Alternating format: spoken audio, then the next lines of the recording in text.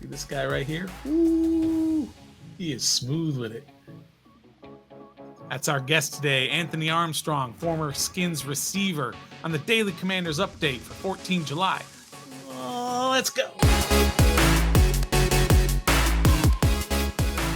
Greetings and salutations. Welcome to your Daily Commanders update here on Ref the District. I am, of course, the Stoner. Before we bring in our guest, I want to remind you to hit that like, subscribe, and the bell to get notified when we drop new content, which, as you know, is quite often. All right.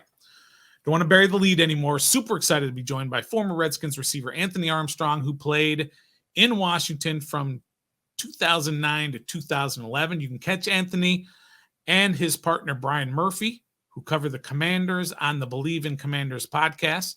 Give them a sub on YouTube and follow Anthony on Twitter at Rated Armstrong. All right, welcome, Mr. Armstrong. Welcome to the show. Hey, we appreciate you. I like that. I wasn't expecting that. I was expecting like a bell or a knock or something. I didn't know. You got I was the gonna whole get a crowd round of here. applause, man. I appreciate that. Thanks, yeah, y'all. Absolutely. Yeah, we appreciate you taking the time to talk to us here on Ref the District. Before we kind of get in to all that, I saw on Twitter today that you met up with former Skins linebacker, special teams ace Lorenzo Alexander. Does that happen a lot where you meet up with old players and kind of catch up and see what's happening? Man, I could say I have not met up with a whole bunch of people. There's a few people in the area, I've kind of linked up with them from the different years, but I literally had just said his name earlier this week, like on an episode, and then he calls me. He's like, "Hey, I'm passing through," and then I was like, "Man, wow, look at that manifestation right there." Right. But it was good to catch up with him. Obviously, shoot, he can still cover some kicks, and he can give you at least 20 plays a game, I think. So if anybody needs a linebacker, and I don't think he'd do it though, but I bet you both could. I bet you if you went out there, you could probably still run like a 4.5. I could definitely do that. I was thinking, I knew it. I was making myself a cup of coffee, and I was sitting here thinking, like, what will my game look like today? And right, my favorite receiver of all time is Marvin Harrison, and so it was because I was like, well, he's a similar size to me, right? Like they really say he's 175, so I'm like, okay, so he must be about 160. So all right, cool, I'm right there. But either way, I was like, man, I'd probably just have a nice, slow, cool, just silky smooth game. You know what I mean? Right. A little bit of quick twitch here and there, but not too much, right? Like that old school Ike Hilliard, maybe a little Keenan McCardell, sure. Terry McLaurin, Jahan mix, but a little bit slower, right? Something like that. Yeah. Oh, great. Well, I don't think you get any complaints from anybody if you and Zoe came back and played a couple of games or training camp or something this year. Man, look, give me a couple of vet days.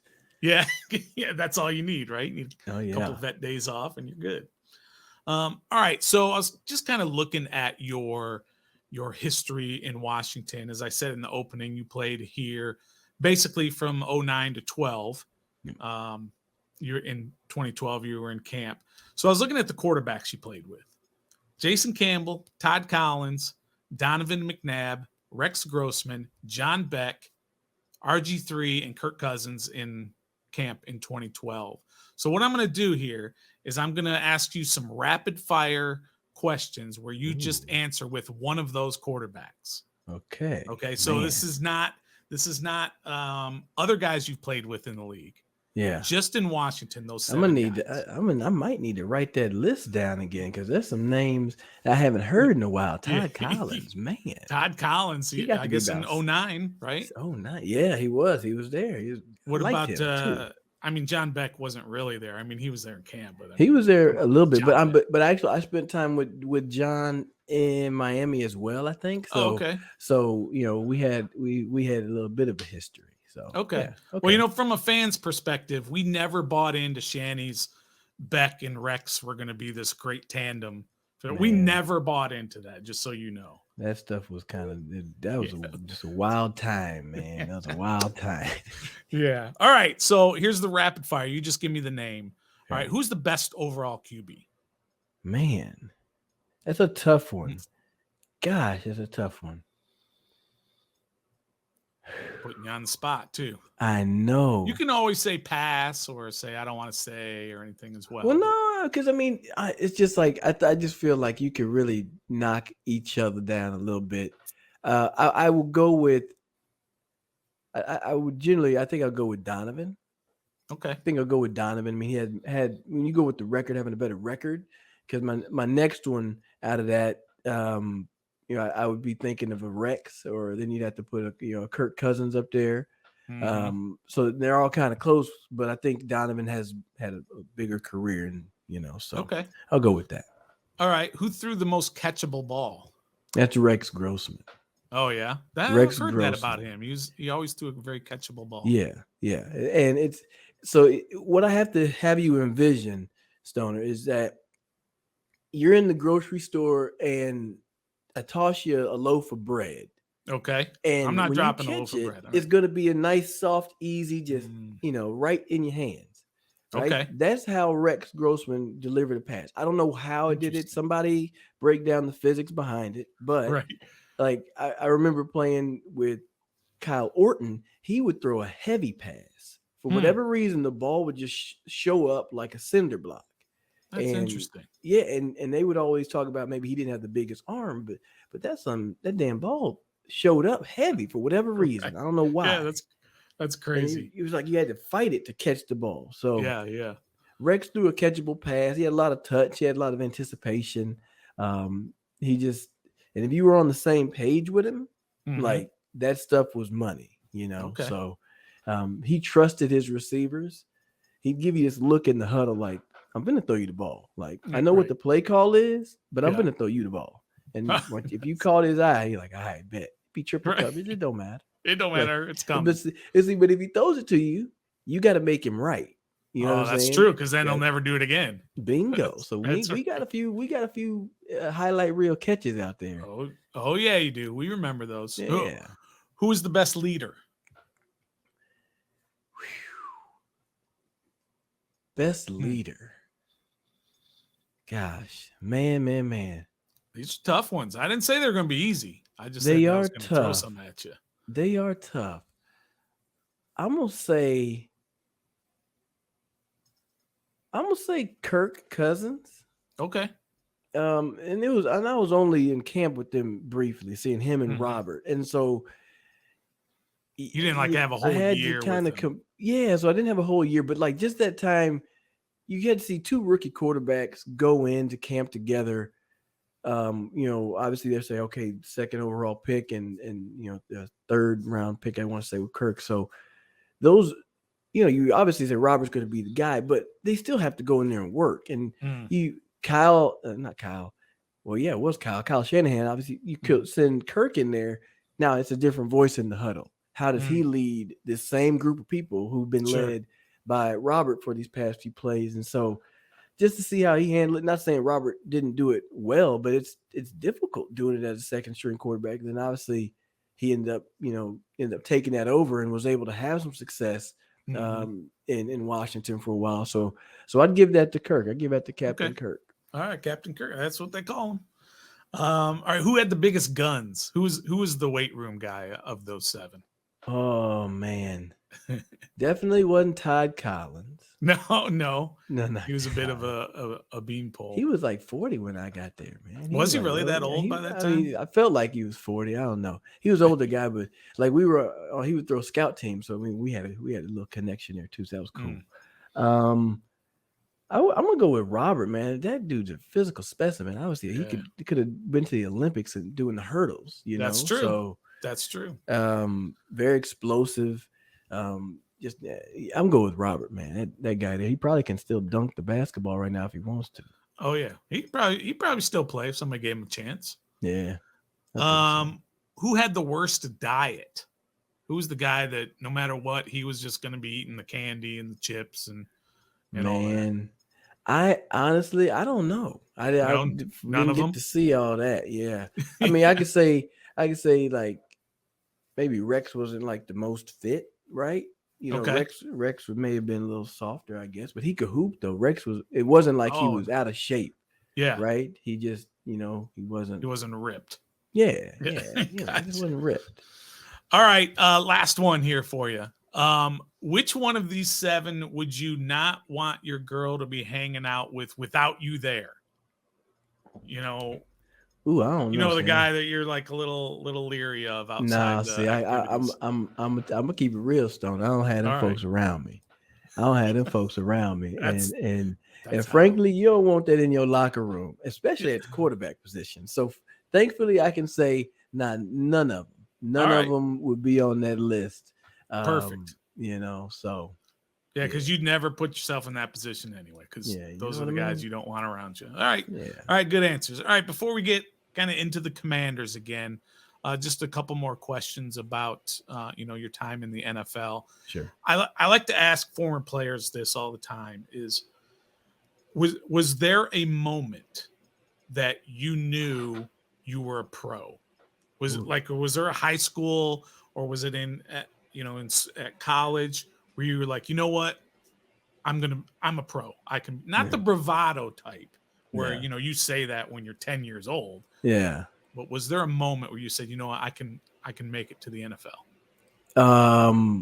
That's a great question, by the way, and I'm glad you brought up like high school and those times in the past. Mm-hmm. I mean, I truly say I've always like written down that I wanted to be in the NFL. Right. But I know in college I made the decision where I was like, I need to decide if I'm going to pursue this or not. It Mm-hmm. was after about my second year, and it was sophomore going into my junior year. Um, and even when I was playing arena ball, I never considered that being like pro. Like no Yeah. disrespect, it was just like I know where I want to go. I was very Sure. specific. I wanted to be in the NFL. Um, I mean, I didn't feel that way literally, and I hate to say it wasn't the bravado. It was the fact that you get to actually ran on the field, Mm. and they say your name. Is probably when I Mm. got the start against Green Bay, Mm. and Game 1, and right? not well. Game one, I wasn't technically starting. I played. It was against Dallas, so Ah, that was like already a bomb ass moment. I got you. But 10-10-10 against Green Bay, Oh, and I got to nice. start that game. Yeah. And then they come out and they announce your name. You run out the tunnel. Now Oh, that was crazy. yeah. Caught my first touchdown that day. Like that was crazy. That Yeah. right there is the time. It's like, oh, I'm here. I always I'm said I here. could do it, but like Yep. that was the moment. Where I was like, oh man, I'm here now. Shoot, Awesome. this is fun. Yeah, it's an awesome moment. It's got to be just an awesome moment, like you said, just with the crowd, Yeah. the energy. I mean, back then in 2010, the energy was still there at Oh yeah. FedEx, right? And it was Yeah. probably pumping really good that day. And It was. then you catch a touchdown. Oh man, It was. awesome. All right, all right. I got to keep asking these 23 Commanders questions because I'm You good. fascinated by all this. You good. Um, so we know next week, if everything goes well, the team is going to get sold from Snyder to Josh Harris's group. Yeah. Did you ever have any interactions with Snyder? Did you have any, personal interactions with him? There's a couple of times that I did get to speak with Mr. Snyder with Dan, and it wasn't like a sit down like intimate one to one or anything like that. It was just like small interaction. Like you have I remember one that was on the field at a practice. I think it might have been in like 2012 or at some point where I wasn't participating. I think it was when my shoulder was hurt. And man, I was over there and I had yawned. And he looked over, he said, "Not interesting enough for you, Armstrong?" Oh no, And I was that's like, the first thing he said to you ever was, "Oh, come on, man." I was like, "Man, no, I was like, yeah, I'd actually much rather be out there, yeah, right, So, right. There you go. but no, man, every time I was able to interact with him and friendly enough, nice enough, and Yeah, you just try to respect people, and sure. I've never had a bad interaction with him, That's fair. but Absolutely. the sale is on deck. It needs to happen, and Yeah, absolutely. everybody kind of get to go their separate ways. Yeah. As fans, we take, I think we take loyalty, or the players should show loyalty more than they do, more than Mm-hmm. players probably. Is that a fallacy, kind of the loyalty versus money? Like, is it always going to be, I'm going to go get the most money, not Man, I'm going to go play for the team that drafted me or the fans that love me? yeah. I need to get what's mine. Man, I tell you, that's a hell of a question too, because it really depends on the person. And I think that in my position, I was like, I want to stay. I was thinking of I wanted to find a way to stay in Washington. I wanted to resign, for like 3-4 more years. I knew that was going to take me right up to the end. I'd be more than happy to, I'm like, I'll give you a little hometown discount. Like, I'm fine. Oh, okay. Because I wanted to stay. Like, I was really starting, it was feeling like home. Shoot, I really enjoyed being there. Wow. So the loyalty side, there are some people that want to have the loyalty. If you see good things happening, if if things are just working out, you could want to stay. But man, I mean, money is always going to be tempting. You know what I mean? And shoot, you really can't fault anybody for it. Because if frankly, if you look at it and you're saying, okay, it's literally the exact same position at either company. One is in California on the beach, one is in Antarctica, and you're like, but the money's good, or man, Antarctica's gonna pay me more. I'm gone. Like, I'll put on a parka, like I'm good, right? Like you'll adjust. Like that's what people do. So so you get over there and you just have to make the situation work out for you. I just knew I felt very successful in Kyle Shanahan's offense. Like I was utilized very well. And so I was like, why would I want to change and go to a different situation where I don't quite know, like they're going to try to get me to do your stuff. And I'm not as good at that. You don't maximize my skill set at that. Yeah. You know what I'm saying? Yeah, that makes sense. So it's always situational dependent, but but if the money is obviously outrageously higher, you're going to have to. Jay-Z had a legendary line, Stoner. He said, would you rather be underpaid, overpaid, or underrated? I think that's the line. Yeah. Would you rather be overpaid or underrated? Right. So that's an easy answer. Thing. You could have you overpaid and they'd be like, this dude's sorry to the money. And now you're a bust. And then every time you talk, they putting up bad highlights of you. Or you can say, man, this guy never got his appreciation. Yeah. Let's give him his flowers. I hear you. All right, let's move on to the Commanders for this year. I know you and Brian on the Believe in podcast are all over the Commanders in this upcoming season. We won't get too deep into it because I know we don't have a lot of time. But what are your expectations specifically from the offense? Because you're an offensive guy. The offense with, of course, Sam Howell, assuming he wins the job, which I'm sure he will, and Eric Bieniemy. And, just the whole offense. What do you think? What do you expect from this offense? Man, that's the offense is, I think you're going to get an improved overall execution. It's going to look more like a machine, right? They're going to be able to execute better. A lot of the mistakes from last year, like I looked at the Dallas tape. Good play, bad play. Good play, bad play, right? And it's not like a complete blow up, but it's like you have a good pass play, but then you try to run the ball and then you can't run it. It's like, how about you don't quit trying to force the run, right? Like, and that's a play call thing, and I think Eric Bieniemy is going to have an effect on that, but I think overall the execution is going to look better. I think that you're going to see guys in positions to do what they do best. I think you've got some of the best receivers at run after the catch. I went back. I was looking at the Chiefs versus the Jaguars. It was interesting to see how creative the personnel was and how they quickly get the ball out to the edge and try to get screens and get numbers and blocking. I'd love to see Curtis Samuel get the ball out there on the edge with one person to beat. And you know what I'm saying? Right. Eric Bieniemy is going to create those things, the creative screens, the tight ends. I think you're going to see that type of stuff from this team. A little bit more fun, a little bit more life. Whenever you're executing well, you can kind of get your swag going, and you can kind of vibe a little bit. So I expect to see that, and really, it's like for me, I think it's going to be that EB spice, that EB effect. He's like that one seasoning that you got in your cupboard that you can put on anything. Right? Some people may say it's like a little Tony Chachere's, a little seasoning salt, or some little what is EB. yours?